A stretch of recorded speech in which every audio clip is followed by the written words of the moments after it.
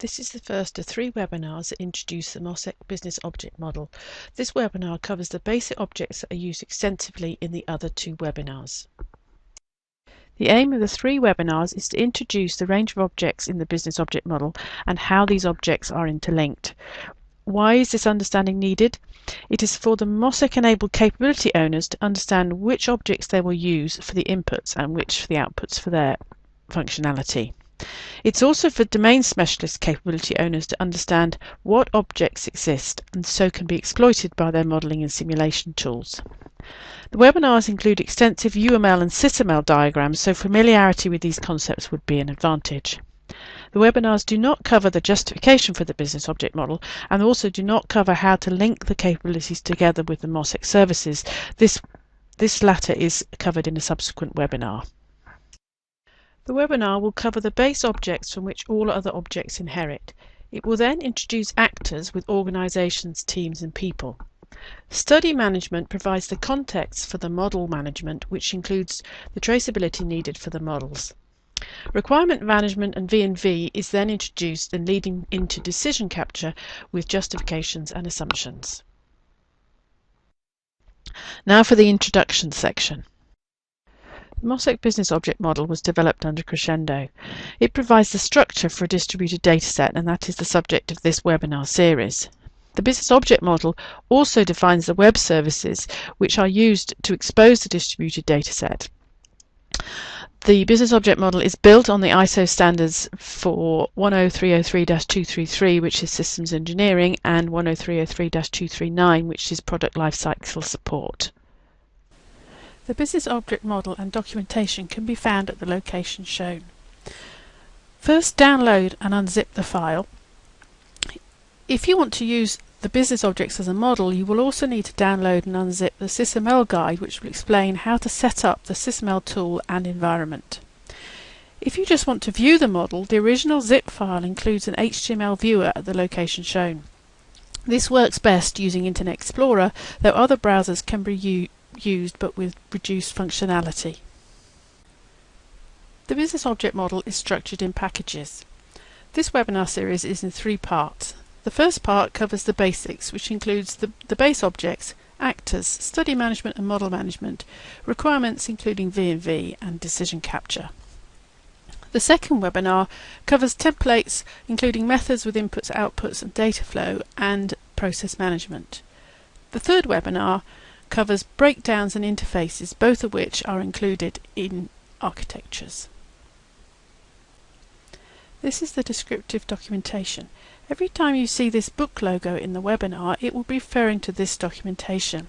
The documentation location is shown. The documentation has an introduction section and then the main body of the documentation, which describes the business objects. This is followed by a section on web services, and finally there is a direct link to the HTML viewer for the business objects. The documentation can be navigated either by clicking on hyperlinks in the tree or in the main body of the text. Clicking on a business object model will open a panel of more information. This information includes the notes for that object, also includes the generalizations for that object and any associated notes. Scrolling down will then also provide the properties and association notes and any operations with their notes. First, a quick refresher on the models. Each business object is shown in a box like this. This includes the name of the object and then any properties that are interesting for the view being shown. Each property has a name and what is returned. And then also any operations that are interesting for the view. Generalizations of the objects are shown here. Some of these generalizations are abstract objects, which are shown in italics. Also, if the generalization is acting as an interface, these are shown in orange. There are several different types of relationships. The first one is a composite relationship, which is shown with a dark diamond. These are contained within the object, so they do not exist outside of the object and are always part of that object. Then there are shared associations, so this is where the object is referencing an external object. Each relationship has a name and a multiplicity for that type of relationship. Generalization relationships look like this with a triangle on the end. The first chapter covers base objects from which all other objects inherit. Managed object is the lowest class that all others inherit from. It's an abstract class, so it's never instantiated on its own. It has a series of properties which all others will inherit, for example, created on, created by, etc. It can be classified, and this means that an object can have additional classifications in the form of a string. For example, a justification could be classified as a critical decision, or a requirement could be classified as a certification requirement. Identifiable object is the base class of objects that are accessible in the dataset. It is not instantiated on its own, but all objects that can be accessed using the web services inherit from identifiable object. Identifiable object has at least one identifier, and these are in context, so you can have multiple identifiers in different contexts for one object. Identifiable object also has optional for names and for descriptions. Objects that need versions use versionable object, which is an extension of identifiable object. The version again is a context string, which means you can have the same object with multiple versions in different organizations. It's not intended to handle the complete version management, just to identify the version being used, as version management is intended to be handled by the local repository in a PDM system. Final objects in this chapter are properties. Property definition is the definition of a property.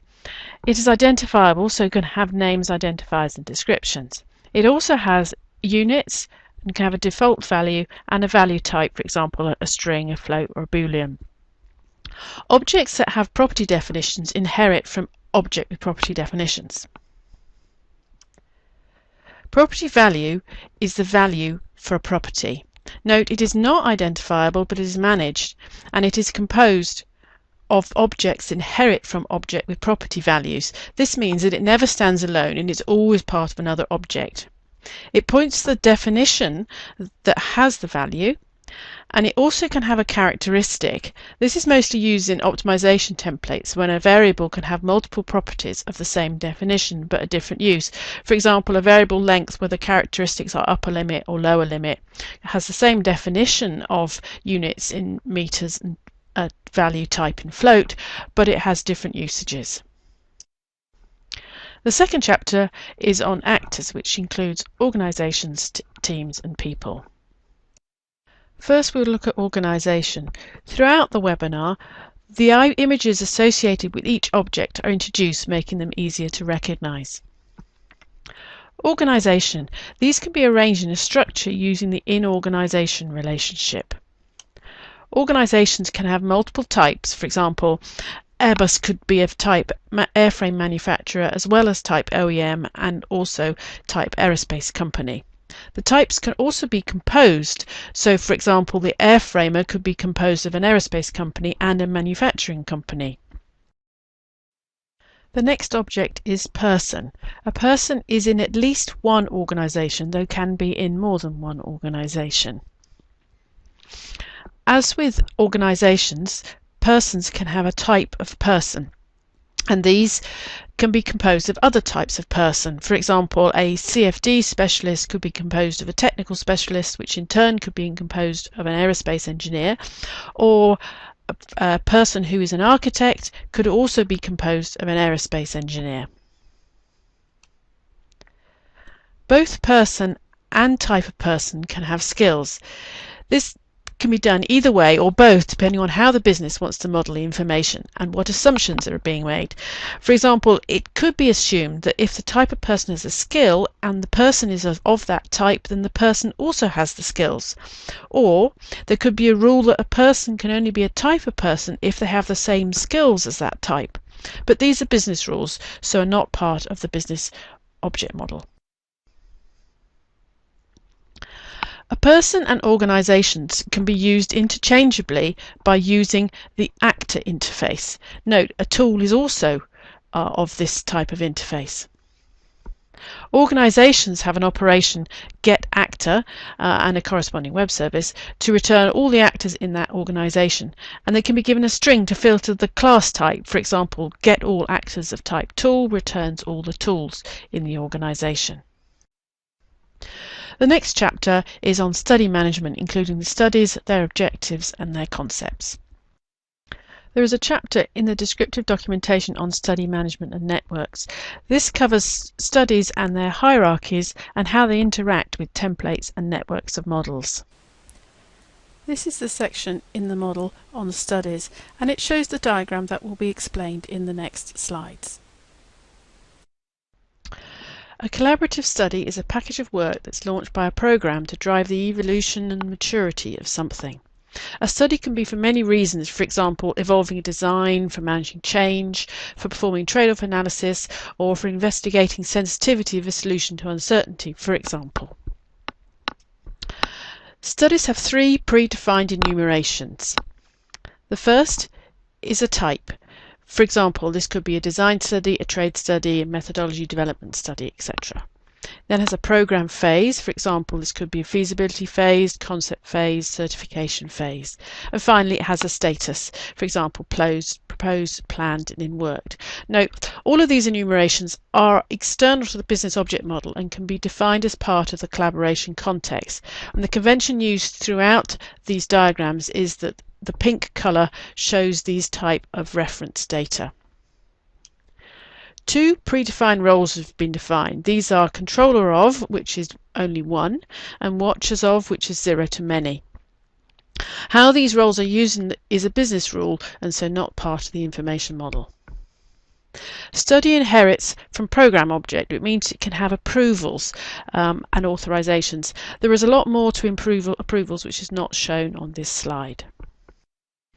Objectives for the study are defined using requirements or study objectives, which behave like requirements but may not be part of the formal requirement management system. Requirements can be descriptive requirements such as minimize heat, or they can be instructions such as compute uncertainty. There could be quantitative requirements such as reduce the heat output by 10%, or maximum compartment temperature is 55 degrees, or they could be quality related, such as achieve an accuracy of 95%. Concepts are what is to be varied, or what is to be added or to be investigated. In describing a study, they usually go with the objectives described on the previous slide, but are managed separately. For example, the concept to modify the material would go with the objective to minimize the temperature fluctuation, or a concept for ambient temperature of 45 degrees could go with the objective to compute a maximum temperature, or the concept to investigate a new design concept could go with the objective to reduce the heat output and the objective to compute the uncertainty. Concepts can be specific models, for example a DMU or material. They can be specific values, for example ambient temperature of 45 degrees, or they can be descriptive, for example thicken the joint area or investigate into alternative materials. A study manages an associative model network or several associative model networks, and these contain the models that are to be created. More on this will be covered later. The same relationship can point to other studies, and in this way a hierarchy of studies can be built up as described in detail in the descriptive documentation. Note, a study does not directly know what's managing it, so there's an operation and a corresponding web service to retrieve the studies. A study can have inputs, which means that the starting point for a study could be an associative model network, or it could be another study. A study can have reports, for example documenting the conclusions. A study can also identify the templates that should be or have been used, and this is covered in the second webinar, and it can also be part of a program. This concludes the section on studies, which explain the different objects in the diagram shown. The next chapter is on model management, including associative model networks, model instances and key value instances, and then quality gates. There are two relevant pages in the descriptive documentation. The first, Networks and Workflows, explains why associative model networks are used rather than workflows.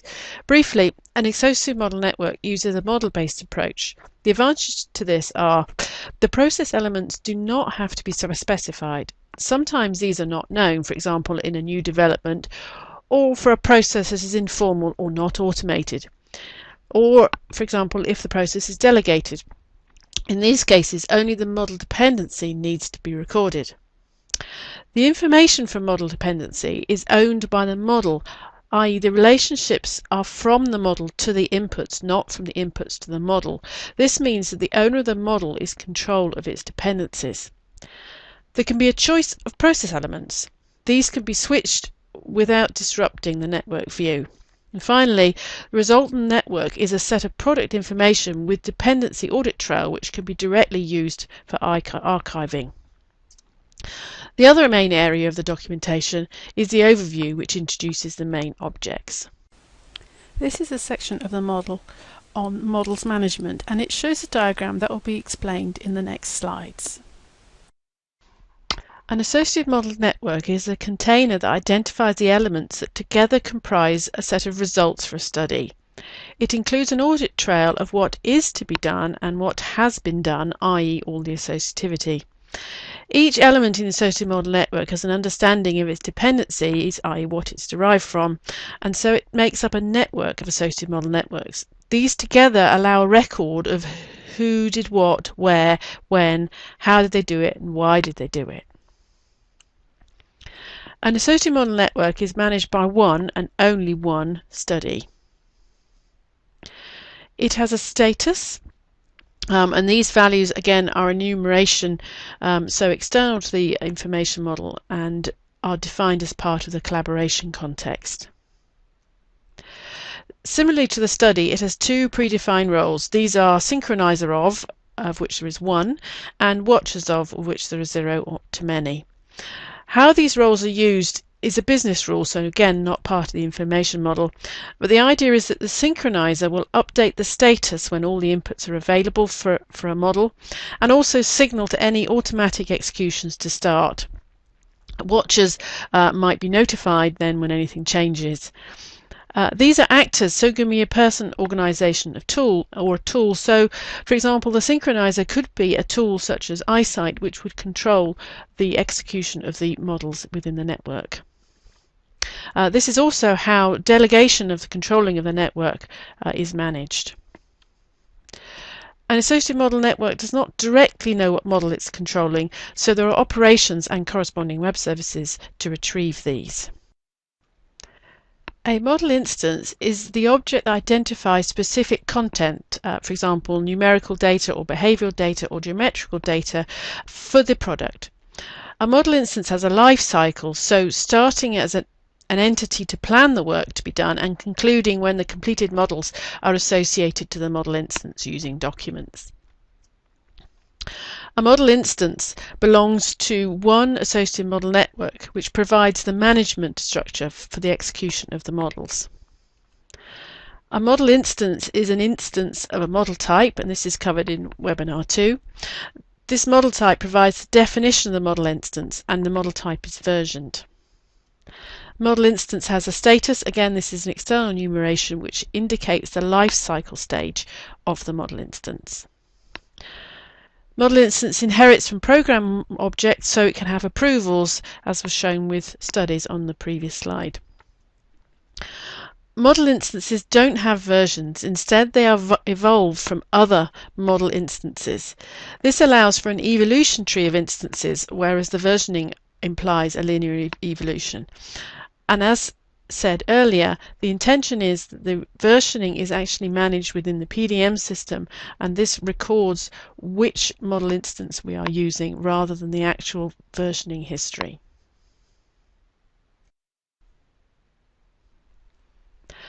The data for model instances is associated using results documents, and this points to the documents and the digital files for those results.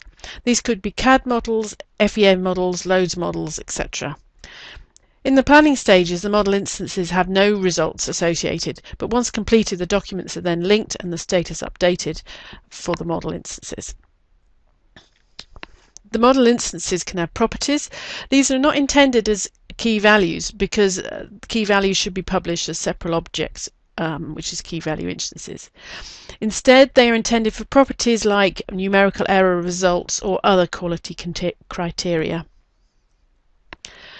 Additionally, model instances can have publication-like objects. These are known as accessible model instance constituents because publications are generally associated with CAD models. These could be, for example, a cell reference in an Excel model, or a publication in a geometry model, or a node number in an FE model. These are just identifiable objects, so have names and descriptions. It is expected that the method or the tool that uses the model knows how to access the constituent from the model using just the name. These are used extensively in the interface management section where they are associated with ports on models, and this is covered in the third webinar. A key value is a significant value that is to be exposed in an associative model network. This is, for example, for displaying on dashboards or for monitoring and control of the network. Because it's not fixed which models they are extracted from, it allows different studies to compute the same key value with different levels of fidelity or maturity. For example, a component weight value can be computed using an approximation model in a concept phase study, and another instance of the same component weight can be computed in a detailed design phase using a complex geometric model. Similarly to model instance, a key value instance belongs to an associative model network, which provides the management structure for the calculation of the value. A key value instance is an instance of a key value type, and similarly to model types, this is a definition of the value and it is versioned. A key value instance has a status. Again, this is an external enumeration which indicates the life cycle stage of the key value instance. And key value instances can be evolved from other key value instances, allowing for evolution trees. Model instance derived from is used by a model to declare what it is derived from or what its inputs are. It's done this way because a specialist will know what inputs are needed to generate their model, but may not know where their model is used. For each input, a separate model instance derived from object is used, and is an object rather than a simple relationship to allow for precise definition of data flows into methods if this is needed. This is covered more extensively in the second webinar. The input objects for a model can be other model instances, they can be key value instances, or they can be an accessible model instance constituent. An interface is shown for these. Key value instances are extracted from model instances or from accessible model instance constituents. The intention is that these are populated at the same time as the model instance results, so no methods and tools are needed. Therefore, data flows do not need to be identified, and therefore a simple relationship can be used rather than an object.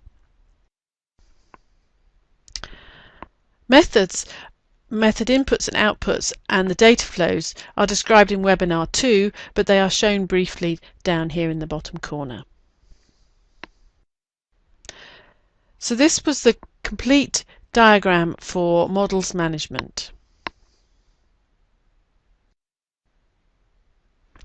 The next section is looking at quality gates. There is a chapter in the descriptive documentation on this. This is a section of the model on quality gates, and it shows the diagram that will be explained in the next slides. Quality gates are predefined steps in the simulation process where quality-related elements associated to the process must be assessed and qualified prior to any further action.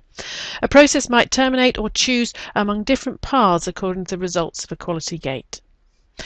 Quality gates mark program decision points where assessment of models is conducted based on collective V&V evidence.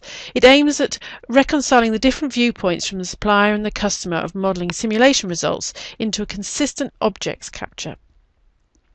It provides the user or the architect simple and unambiguous indicators that can be shared in the context of an extended enterprise. Similar to a model instance, a quality gate instance belongs to one associative model network which provides the management structure for the quality gate. A quality gate instance is an instance of a quality gate type, and this is the definition of what should be done during the quality gate review and the types of reviewers that are needed. It has a status which indicates the lifecycle stage of the quality gate. A quality gate can have approvals. These provide the mechanism for the signatories of the gate. They can have a name and can be classified. For example, there can be an approvers from the different interests, such as a specialist to agree the accuracy of something, or an architect to approve that the results are of sufficient interest that they warrant further study. It also enables the attachment of documents if a physical or PDF signature is required. The inputs to a quality gate instance are handled similarly to the model instance in that there is an object for the inputs. The input types can be model instances, key value instances, or other quality gates. In addition, model instances can be controlled by the gate. The implication for this, although this is a business rule, is that the model instances should not progress to a state of ready or in work until the gate has passed. This is the complete diagram for quality gates. So far we have covered the sections on the left side in this webinar. The sections bounded by the orange dashed line will be covered in the second webinar. The next chapter of this webinar is covering requirement management with V&V. There is a chapter in the descriptive documentation that explains these objects. This is a section of the model that covers requirement and verification. It shows the diagram that will be covered in the next slides. The objects for requirements starts with an abstract requirement objects. This means we can have objects that behave like requirements but are not formal requirements, such as expectations, needs, and goals from value modelling. The ability for requirements to have multiple identifiers is key. This means that the same requirement can have a different identifier for the different organisation requirement management tools. Requirements can have properties, they can have authorizations and approvals. The definition for requirements can be contained in a simple text string, or they can also have optional documents for more detailed requirements. The requirement can have multiple sources. For example, they can be documents, for example a certification document. They could be a study. For example, this requirement arose because of this piece of work.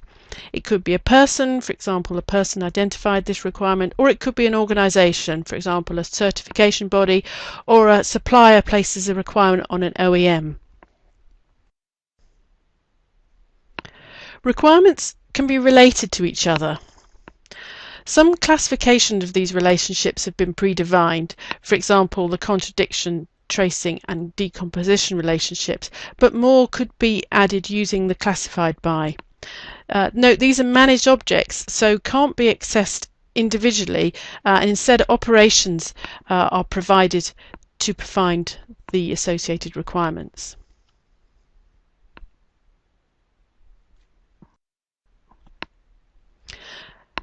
This is the diagram for requirement verification, which will be covered in the next slides. The first object in the verification is to identify what is the object that should satisfy a requirement. These are the types of objects that can be linked to this. For example, it could be a port instance, for example a USB port satisfying an accessibility requirement. It could be a connection type instance, for example satisfying a heat transfer requirement. It could be a component satisfying a power consumption requirement. It could be a method that could satisfy an accuracy requirement. It could be a key value instance that could satisfy a thermal operating margin requirement, or it could be, for example, an FE model having sufficient mesh density. There is operation and associated web services to find out what is supposed to be to satisfy the requirement, and also an operation on the object to find out which requirements it is supposed to satisfy. The satisfied by objects were shown on the previous slide. These are objects because more than one thing can satisfy a requirement, so there needs to be a separate verification for each thing for that one requirement. Also, things can satisfy more than one requirement, so there needs to be a separate verification of the thing for each requirement. For example, there could be a requirement for a maximum surface temperature output by equipment in a compartment. There could be several components in that compartment, and they each need to satisfy the requirement, so each have their own satisfied by object. These components could also be satisfying other requirements, such as performance requirements or weight requirements. The verification for that requirement has evidence, and so these can be model instances or key value instances. For example, the components could have a thermal behavior model that is used to verify that it passes the surface temperature requirement, or they could have a key value that is the value for that temperature. There are operations for enabling the requirement to find its evidence, and vice versa. The requirement has a status. This allows the verification to have a life cycle, so it can be included in planning as well as whether it has passed or failed. Again, this is an enumeration, so external to the business object model and part of the collaborative context. The final section is on decision capture using justifications and assumptions. This is the section of the model for approvals, assumptions and justifications, and it shows the justifications and assumption diagram that will be shown in the next slides.